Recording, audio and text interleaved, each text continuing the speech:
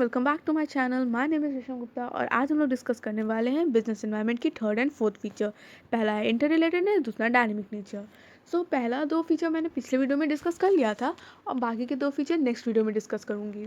सो आज स्टार्ट करते हैं इंटर रिलेटेडनेस के फीचर के साथ। इसे एक छोटे से एग्जाम्पल से समझेंगे। आपने एक बर्तन लिया, उसमें पानी लिया, वो पानी को आप मानेंगे बिजनेस एनवायरनमेंट। आप एक पत्थर लेते हैं, छोटा हो बड़ा हो, बाद में उस पर डिस्कस करेंगे, और वो पत्थर को आप मानेंगे एक्सटर्नल फोर्स। आप बर्तन के किधर भी अगर उस पत्थर को फेंकते हैं उस पानी में, तो डिस्टर्बेंस क्रिएट होगा। जिधर फेंकिएगा पत्थर उधर ज़्यादा डिस्टर्बेंस क्रिएट होगा, और जिधर नहीं उधर भी डिस्टर्बेंस क्रिएट होगा। कम ही सही, लेकिन डिस्टर्बेंस क्रिएट होगा। उस बर्तन में कहीं पे भी पानी स्थिर नहीं रहेगा।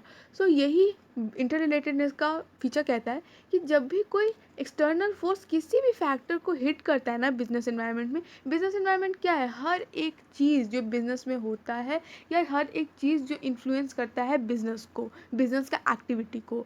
तो कभी भी कोई भी एक्सटर्नल फोर्स, चाहे वो बड़ा हो या छोटा, वो ज़रूरी नहीं है बड़ा एक्सटर्नल फोर्स है यानी बहुत बड़ा एक्सटर्नल फोर्स है तो ज़्यादा दिन के लिए रहेगा, छोटा एक्सटर्नल फोर्स है तो कम दिन के लिए रहेगा। ऐसा नहीं है। छोटा एक्सटर्नल फोर्स भी कम दिन के लिए या ज़्यादा दिन के लिए इम्पैक्ट अपना रख सकता है, और बड़ा एक्सटर्नल फोर्स ऐसा भी हो सकता है कि कुछ ही दिन के लिए इफ़ेक्ट करे या इम्पैक्ट रहे उसका बिजनेस एनवायरनमेंट में।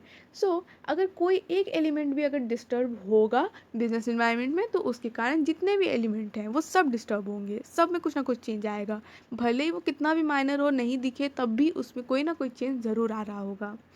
आई थिंक कि आप समझ गए होंगे। वो मैंने कहा ना कि ज़रूरी नहीं है कि जितना बड़ा एक्सटर्नल फोर्स है या बिजनेस में जितना बड़ा चेंज आया उस हिसाब से वो ज़्यादा दिन तक रहेगा। नहीं, यही कह रहा है कि स्मॉल चेंज के कारण लॉन्ग टर्म का इम्पैक्ट रह सकता है बिजनेस में, और ऐसा भी हो सकता है कि लार्ज चेंज के कारण शॉर्ट टर्म का इम्पैक्ट रहे बिजनेस पे, में भी हो सकता है।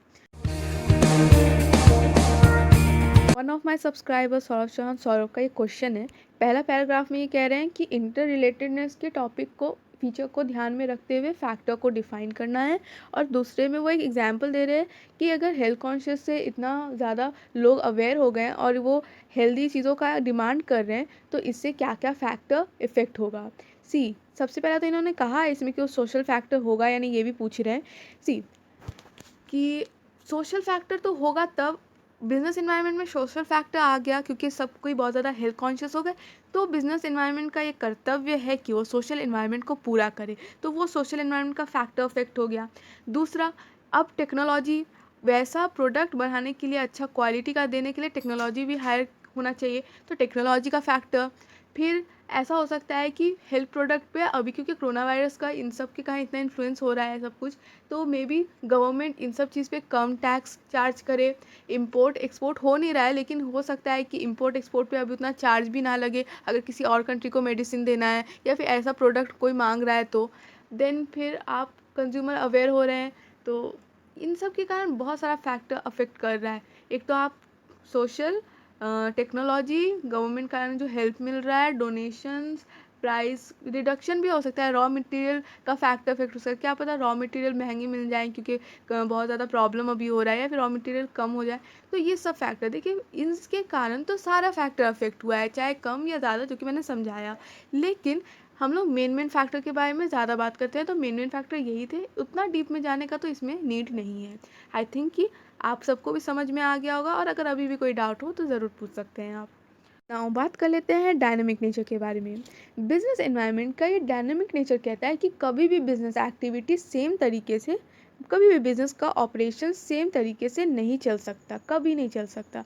क्यों? क्योंकि हमेशा चेंज आते रहेगा। इसलिए बिजनेस एनवायरनमेंट को कहते हैं हम कि वो कभी स्टैटिक नहीं होता, कांस्टेंट नहीं होता। इसका मतलब कि कभी भी एक जैसे आप नहीं चला सकते बिजनेस एक्टिविटी। फॉर एग्जाम्पल, कि जैसे आज आप फैमिलियर, आपको टेक्नोलॉजी से होना पड़ रहा है ऑनलाइन क्लासेस लेने के लिए, वैसे ही अभी अगर जो स्कूल ऑनलाइन क्लासेस नहीं लेंगे वो फीस नहीं ले सकती हैं, तो समय के साथ बिजनेस में आपको चेंज करना ही पड़ेगा। और भी एक एग्जांपल अगर हम लेते हैं, तो ऑनलाइन शॉपिंग, तो अभी जो भी ऑनलाइन नहीं आएगा बिजनेस, वो सफ़र करेगा ऑब्वियसली, क्योंकि अभी बहुत ज़्यादा हम लोग ऑनलाइन पे फोकस करते हैं। देखते हैं कौन कौन से कुछ एग्जांपल देखते हैं जो चेंज होता है, कैसे डायनेमिक नेचर, क्या कैसे बिजनेस एनवायरनमेंट शो करता है, वो देखते हैं।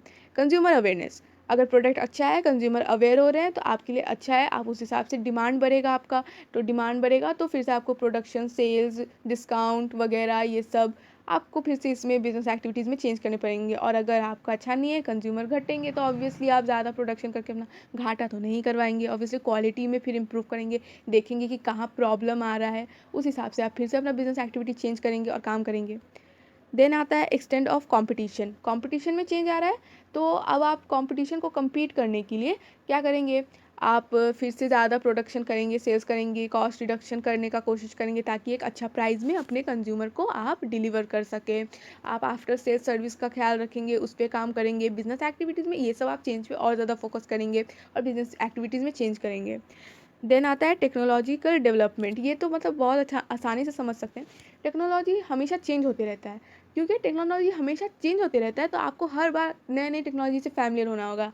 नया नया टेक्नोलॉजी, फिर आपको उस हिसाब से रॉ मटेरियल अरेंज करना होगा, उस हिसाब से लेबर लगाने होंगे, फिर उस हिसाब से प्रोडक्शन और सेल्स का कितना पैटर्न है पर डे वो डिसाइड करना होगा। तो फिर से यहाँ पे डायनेमिक नेचर शो हो गया, फिर से आपको बिजनेस एक्टिविटी चेंज करना पड़ गया, जितना आपने सोचा था उतना नहीं हो रहा है।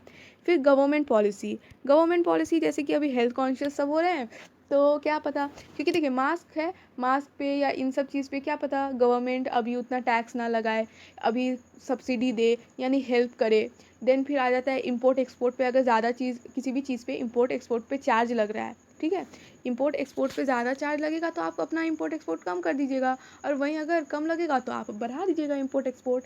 फिर आ जाता है, अगर और एग्जांपल दूँ तो जैसे अभी वाइन शॉप 70% उस पर टैक्स लग रहा है, तो उन सब चीज़ पे भी आप देख सकते हैं, उसमें भी बहुत सारे चेंज किए गए होंगे कि कैसे अपना कॉस्ट कवर करें अगर सरकार इतना टैक्स ले रही है, या फिर कैसे अपना प्रॉफिट मार्जिन बढ़ाएं। तो ये सब कुछ गवर्नमेंट पॉलिसीज़ के अंदर आता है। नाउ फाइनली आप देख सकते हैं कि इस फीचर का अप्रोच क्या है, जैसा कि मैंने कहा, क्योंकि बिजनेस एनवायरनमेंट चेंज होता रहता है तो उसको आप कैसे हैंडल कर सकते हैं, उसको आप बिजनेस एक्टिविटी के ही थ्रू हैंडल कर सकते हैं, और अपॉर्चुनिटी है तो उसे ग्रैब कर सकते हैं, और अगर अपॉर्चुनिटी नहीं है, कोई लॉस या ऐसा सिचुएशन बन रहा है अनसर्टिनिटी का, तो आप उससे ओवरकम कर सकते हैं। आई थिंक कि आप समझ गए होंगे। कोई भी आपका क्वेश्चन हो आप कमेंट कर सकते हैं, और ज़रूर बताइएगा कि आपको समझ में आया या नहीं। Thank you.